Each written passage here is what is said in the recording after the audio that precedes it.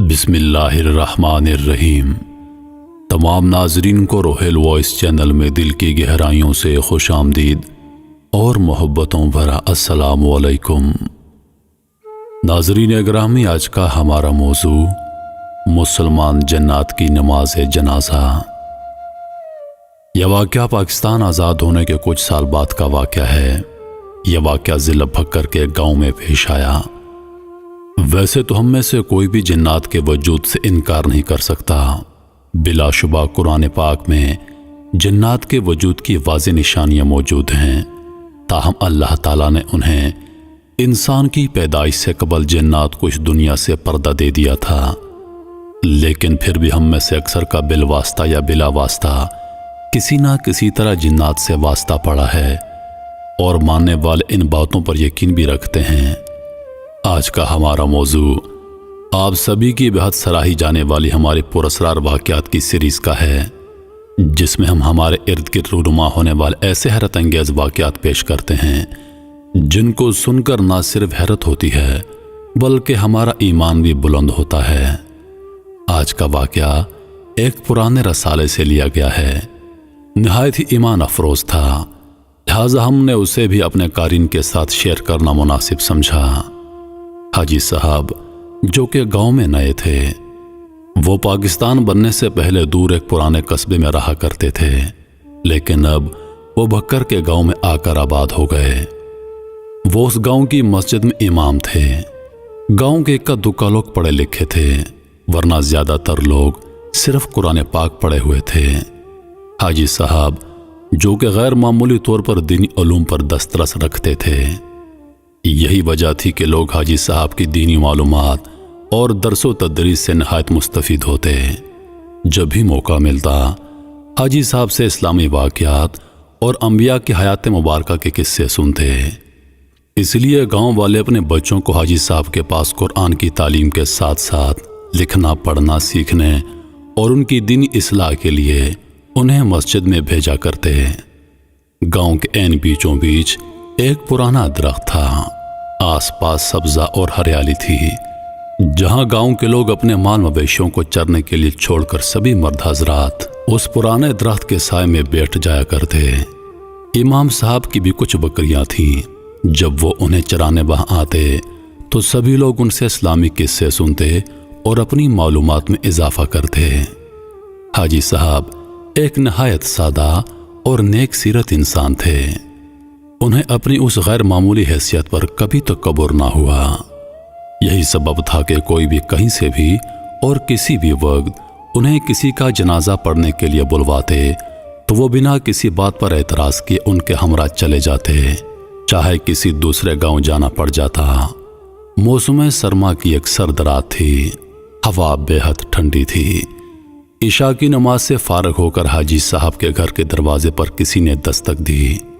انہوں نے خود دروازہ کھولا۔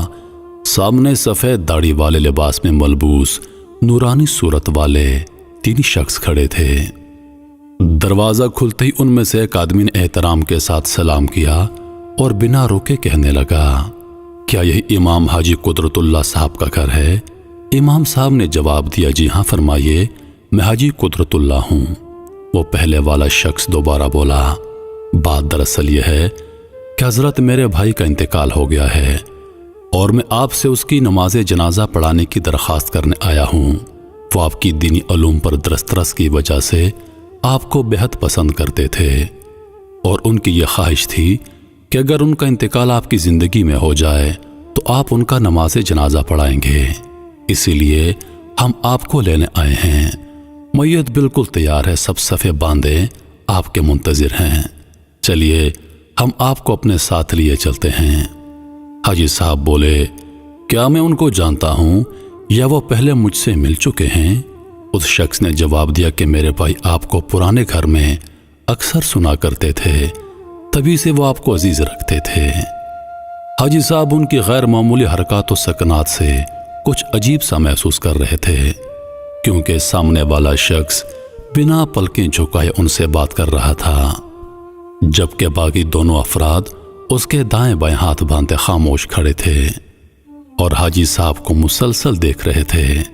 لیکن اس سے زیادہ حاجی صاحب کے لیے کچھ بھی پریشان کن نہ تھا۔ وہ اس سے پہلے بھی کئی مرتبہ رات گئیوں جنازہ پڑھانے گئے ہیں، اس لیے انہوں نے بنا تعطل کہہ دیا، آپ مجھے تھوڑا سا وقت دیجئے، میں اپنا لباس تبدیل کر کے آتا ہوں۔ تھوڑی ہی دیر میں حاجی صاحب ان کے ساتھ جانے کے لیے گھر سے باہر نکل آئے۔ وہ تینوں ان کے آگے آگے چلنے لگے اور چلتے چلتے وہ گاؤں کی حدود سے باہر نکل آئے۔ حالانکہ وہ دور نہیں رہتے تھے، لیکن پھر بھی ان کی حیرت انگیز رفتار کے ساتھ چلنے میں حاجی صاحب کو کافی دشواری ہو رہی تھی۔ مسلسل چلتے چلتے انہیں 1 گھنٹے سے زیادہ ہو گیا تھا۔ اب تو حاجی صاحب گھبرا گئے، کیونکہ وہ تینوں گاؤں سے دور ایک پرانی گھاٹی کی طرف چل نکلے۔ حاجی صاحب نے انہیں مخاطب کرتے ہوئے کہا، میرا خیال ہے آپ لوگ یہاں کے راستوں سے واقف نہیں، مجھے بتائیے کہاں جانا ہے، شاید میں آپ کی کچھ مدد کر سکوں، کیونکہ یہ راستہ تو بالکل ویران ہے، یہاں تو سوائے گھاٹی نما جگہ کے کچھ بھی نہیں۔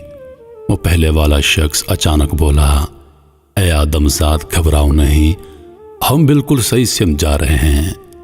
اس آدمی کے منہ سے یہ الفاظ سن کر حاجی صاحب بہت ڈر گئے اور ذہن میں بات سے بات کی کڑیاں ملانے لگے کہ وہ مجھے پرانے گھر سے جانتا تھا، میرے گھر میں تو ہمارے علاوہ کوئی نہیں تھا، اور اس نے مجھے آدم ذات کیوں کہہ کر بلایا۔ ابھی حاجی صاحب اسی سوچ میں تھے کہ اس شخص نے سب کچھ سن لیا، ایک دم رکا اور کہنے لگا، دیکھیے میرے بھائی کی خواہش تھی، اس لیے ہم نے آپ کو یہاں آنے کی زحمت دی۔ ہم مسلمان جنات ہیں، لیکن آپ پریشان مت ہوں، ہم آپ کو کوئی نقصان نہیں پہنچائیں گے، بس آپ جنازہ پڑھا دیں۔ یہ سن کر کسی نہ کسی طرح حاجی صاحب نے اپنے حواس کو قابو میں کیا اور ان کے ساتھ آگے بڑھ گئے۔ وہ تینوں حاجی صاحب کو لے کر کھائی میں اتر گئے، جس کا حاجی صاحب نے راستے میں ان سے ذکر کیا تھا۔ لاتعداد سفید داڑھی اور سفید لباسوں میں ملبوس حضرات صفے باندھے کھڑے تھے، ان کے قد بہت لمبے تھے، لیکن حاجی صاحب نے اس کی طرف بالکل نہیں دیکھا اور امامت کے لیے کھڑے ہو گئے۔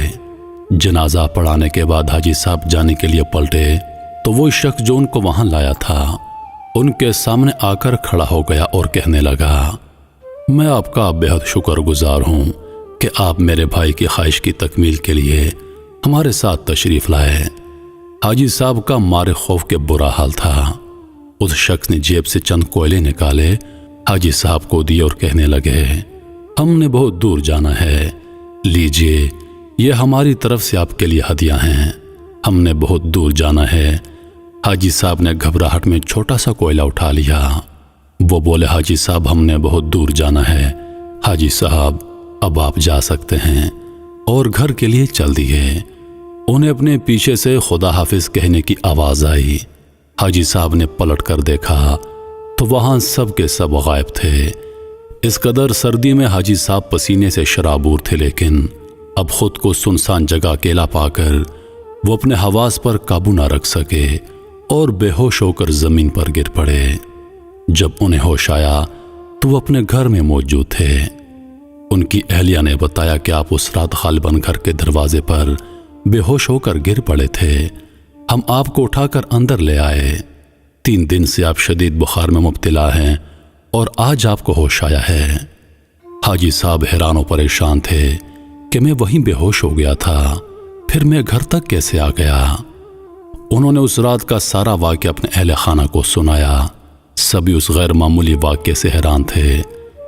اگلے روز جب حاجی صاحب کو کوئلہ یاد آ گیا تو انہوں نے اپنی قمیض کی جیب میں سے اسے نکالا تو وہ ہیرا بن چکا تھا۔ حاجی صاحب نے اپنی جان بچ جانے اور اس نیک سعادت کے حاصل ہونے پر خدا کے حضور نوافل ادا کیے، لیکن وہ کبھی بھی اس واقعے کو بھلا نہیں پائے۔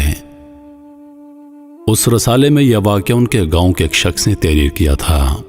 بلا شبہ یہ ہمارے ایمان کی بلندی کا مقام ہے کہ کیسے انسان ہی نہیں بلکہ مسلمان جنات بھی ہمارے نبیوں اور رسولوں کے قصے اور واقعات سن کر اپنا ایمان بلند کرتے ہیں۔